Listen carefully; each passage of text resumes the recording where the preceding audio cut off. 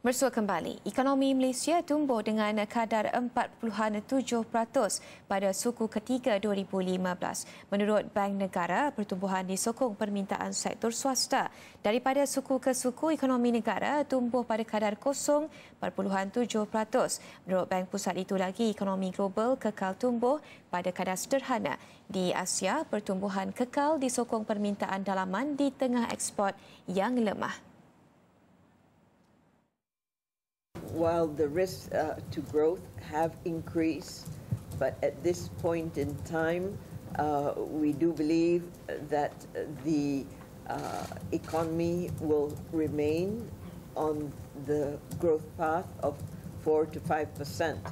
And the point that I would like to highlight is we do have policy space, policy flexibility to support the economy.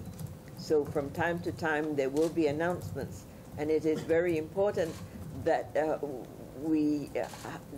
to highlight also that Malaysia is not a country that is over dependent on monetary policy to stimulate growth, that we rely on the broad spectrum of policy measures to support growth. And this again is very, very important, because when you're over-reliant on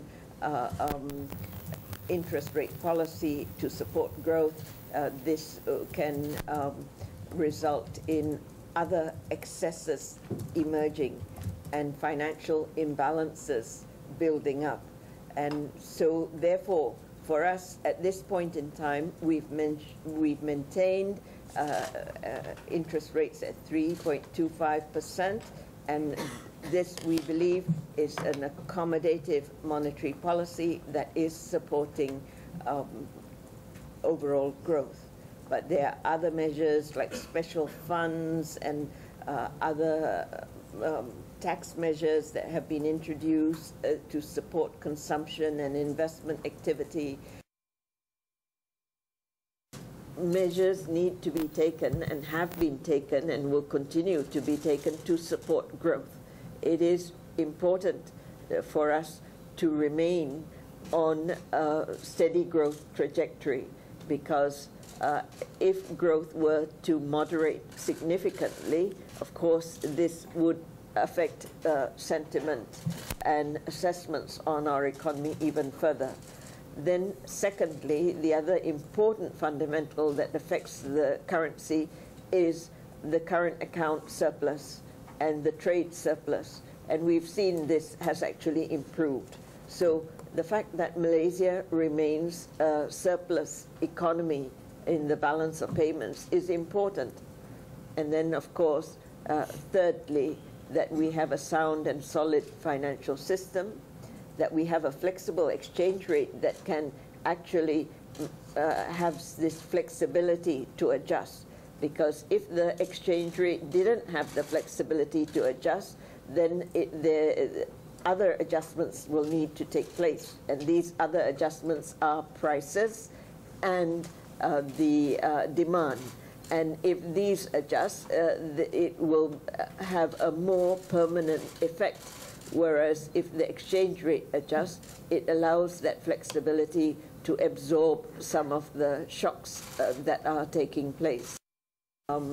Escalating inflation occurs when there is strong demand and when their inflationary expectation is unhinged. However, we don't have those factors in place.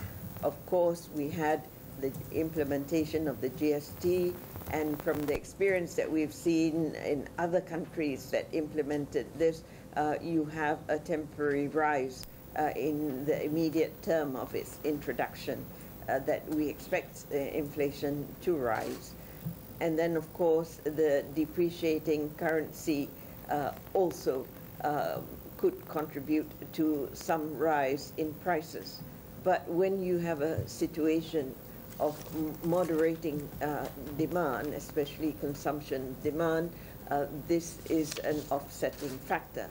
Another important offsetting factor is the lower oil and commodity prices, and this partly offset those two elements.